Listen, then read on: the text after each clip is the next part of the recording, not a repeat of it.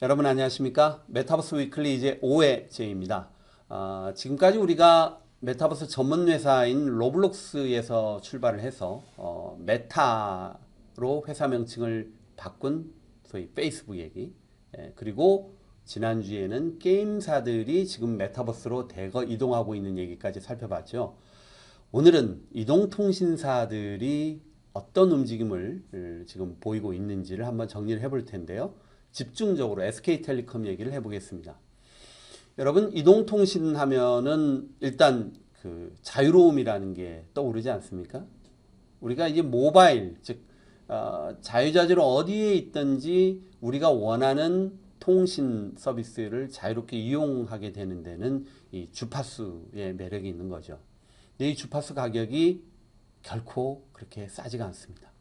지금 여러분들이 사용하고 있는 5G 같은 경우에는 우리나라 3대 이동통신이 무려 3조에 가까운 돈을 정부에 지불하고 그 주파수의 사용 권리를 받은 거죠.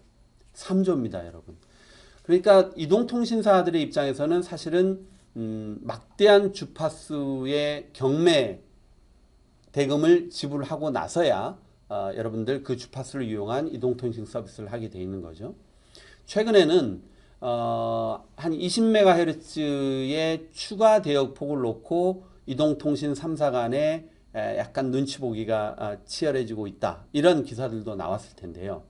여러분, 이 주파수를 가진 이동통신사들이 즉 3조, SK텔레콤은 100MHz를 받는데 1조 2천억 정도를 냈고요. KT가 한 1조 정도, 한 9천억에서 9,800억 정도 냈고, LGU 플러스는 한 8천억 정도 냈어요. 근데 LGU 플러스는 80MHz 대역만 받았거든요. 그러니까 LGU 플러스만 KT, SKT에 비해서 한 지금 20MHz를 덜 받은 셈이죠. 통신사 입장에서 이 주파수 대역이라는 것은 마치 고속도로와 같습니다, 여러분.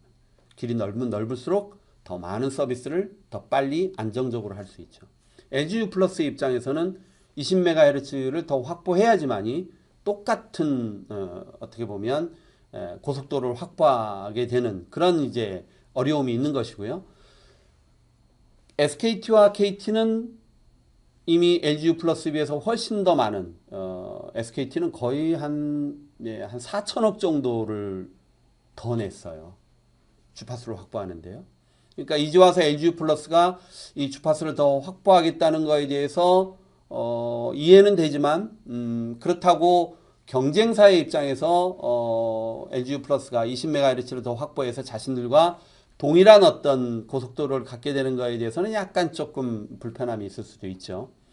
어쨌든 제가 오늘 드리고자 하는 말씀은 누가 주파수 대역을 더 확보하고 있느냐 이런 문제가 아니라 그만큼 우리가 알고 있는 그 소위 5G의 주파수를 이용하는 대가가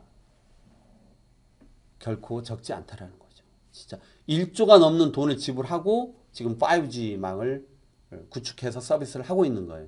자, 그러면 여러분들 이런 생각이 들죠. 야, 주파수를 경매를 통해서 주파수의 사용권한을 받는 데만 1조 정도의 돈을 쏟아붓는다면 과연 통신사들은 이걸 통해서 뭘 해야지만이 말하자면 수익을 얻을 수 있겠냐 이런 고민이 있는 거죠.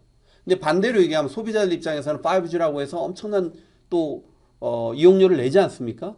그러면 내가 4G에 비해서 그렇죠? LTE라는 롱텀 에볼루션 4G에 비해서 5G를 했을 때 요금이 훨씬 비싸잖아요. 그러면 소비자들 입장에서는 더 많은 돈을 냈기 때문에 뭔가 더 많은 서비스를 요구할 것이고요. 반대로요. 이동통신사 입장에서는 조 단위의 주파수 경매 대금을 지불했기 때문에 뭔가 이걸 통해서 새로운 수익원을 개발해야 되는 또 필요성이 있잖아요. 자, 여기에 여러분 우리의 화두인 메타버스가 빠질 수가 없죠. 여러분 4G 쪽으로 한번 과거를 거슬러 올라가 보죠. LTE라는 롱텀 에볼루션이 서비스를 막 할 때 여러분 뭐하고 이게 맞물렸을 것 같습니까? 유튜브죠. 그러니까 4G를 하게 되면 가장 큰 장점이 뭐냐라고 할 때 이동통신사들이 대거 광고를 통해서 쏟아낸 메시지는 여러분들 원하는 방송, 원하는 영상 컨텐츠를 무리 없이 자유자재로 이용할 수 있다. 이게 이제 어떻게 보면 4G의 말하자면 어필링 포인트였어요. 자, 그런데 5G는요. 아직까지 5G가 있어야지만 이 서비스를 이용할 수 있습니다. 라는 차별화된 서비스를 제대로 내놓고 있지 못하죠. 그래서 이동통신사들이 어쩌면 메타버스에 더 향후 주목할 수밖에 없지 않을까라고 생각을 합니다. 실제로 SK텔레콤을 보면 지금 5G 쪽으로 많이 움직여가고 있는 구체적인 움직임들이 좀 보입니다. 결국 킬러 컨텐츠를 메타버스 쪽으로 잡겠다라는 건데요. SK텔레콤에서 자회사로 이제 분사한 SK텔레콤의 소위 투자회사죠. SK스퀘어를 통해서 크게 두 가지의 투자를 하기 시작을 합니다. 하나는 메타버스, 하나는 말하자면 블록체인.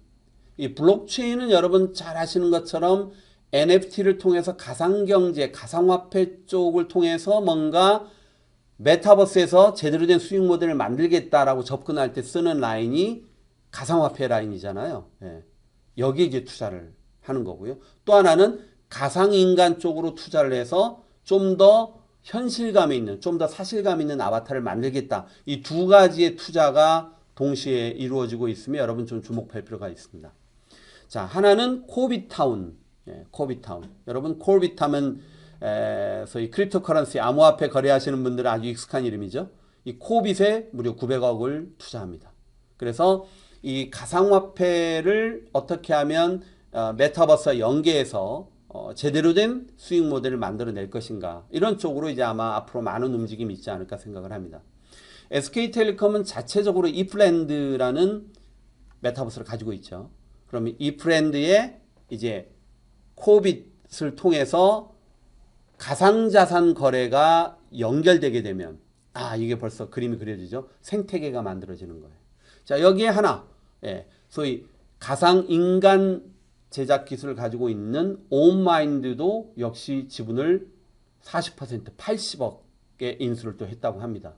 그러면 좀 더 차별화된 아바타, 조금 더 현실감, 사실감 있는 아바타를 제공함으로써 사람들을 끌어들이겠다는 얘기죠.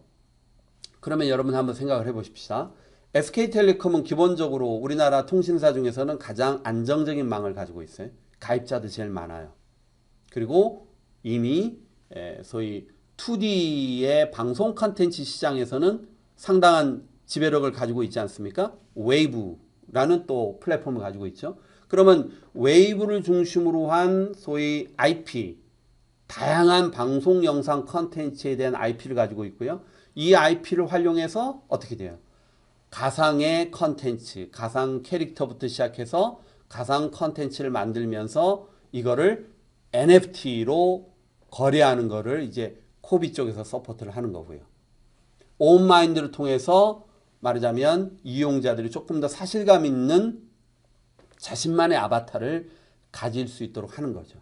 그러니까 지금까지 SK텔레콤이 쭉 해왔던 소위 이동통신사로서, 그 다음에 소위 IPTV 사업자로서, 더 나아가서 영상 컨텐츠의 유통 플랫폼으로서 여기에 이제 블록체인과 메타버스라는 양날개를 통해서 거대한 새로운 생태계를 만들겠다라는 게 지금 현재 SK텔레콤의 새로운 어떤 성장 비전이 아닌가, 이런 생각을 해봅니다. 통신사야말로 사실은 스스로 망을 가지고 있잖아요. 이 모바일 플랫폼을 가지고 있는 이 강점 때문에 어쩌면 메타버스에서는 그 어떤 세력들보다도 상당히 빠르게 소비자들에게 접근할 수 있는 또 그런 강점이 있다. 더더군다나 우리나라 이통사들은 재밌게도 중간에 IPTV 사업자를 겸할 수 있는 또 한 번의 성장을 이미 겪었거든요. 그래서 소위 컨텐츠 비즈니스에 굉장히 익숙해 있어요. 어떤 다른 나라의 이동통신사보다도 우리나라 이통사들은 컨텐츠 비즈니스의 장점을 잘 알고 있거든요. 자, 이제 이런 이동통신사들이 어떻게 메타버스로 이동하는지 앞으로 여러분들이 좀 주목해야 될 부분이 아닌가 생각을 합니다. 하나만 더 간단히 보죠. 이 네이버에 대한 얘기는 제가 몇 번 좀 짚어드리고 있는데 최근에 보면 소프트뱅크와 손을 잡아서 뭔가 글로벌 진출을 본격화한다. 저희 메타버스 위클리에서도 제가 한번 짚어드린 바 있죠. 이번에 나온 얘기를 보면 네이버의 메타버스 전략이 조금 더 구체화되는 내용이 하나 있어서 소개를 드립니다. 소위 아크버스, 즉 이제 소위 우리가 얘기하는 이 메타버스를 얘기할 때 여러 가지 구분법들이 있는데 그 중에 하나 보면 완벽하게 가상 세계를 만드는 소위 버추얼 리얼리티 쪽이 있고요. 또 하나는 미러 월드, 그러니까 버추얼 월드가 있고 미러 월드라고 해서 소위 우리나라는 이걸 거울 세계로 번역을 하던데요. 그러니까 VR 기술을 이용을 해서 현실 세계와 똑같은 디지털 트윈을 만드는 그런 기술이죠. 그런 식의 접근법을 이제 거울 세계, 미러 월드라고 얘기를 하죠. 그러니까 미러 월드냐 아니면 버추얼 월드냐 이렇게 나눠 보는데 이번에 네이버가 지금 접근하는 걸 보면 양쪽 달을 다 잡고 가겠다. 즉 네이버의 메타버스는 버추얼 월드와 미러 월드를 동시에 양축으로 가져가는 전략을 쓰겠다라는 거죠. 특히 소프트뱅크하고 손잡으면서 지금 보면 일본에서 도시 단위의 고정밀 지도를 제작하겠다라는 계획이 있어요. 이게 되게 눈여겨볼 만한 게 미러월드를 만들게 되면은 현실 세계가 그대로 들어오는 거거든요. 그러니까 가상세계가 아니라 가상세계 기술을 이용해서 현실 세계를 그대로 재현하는 거기 때문에 이게 어떻게 쓰이겠어요?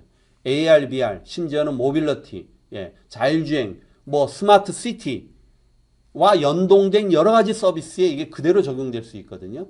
그래서 네이버는 이거를 버추얼 월드는 제페토, 미러 월드는 아크버스 이렇게 명명을 해요. 그래서 네이버가 양축을 통해서 네이버만의 소위 말하는 메타버스 전략을 취해가겠다. 이런 점도 이번에 발표된 재미있는 관찰 포인트 중에 하나가 아닌가 생각을 해봅니다.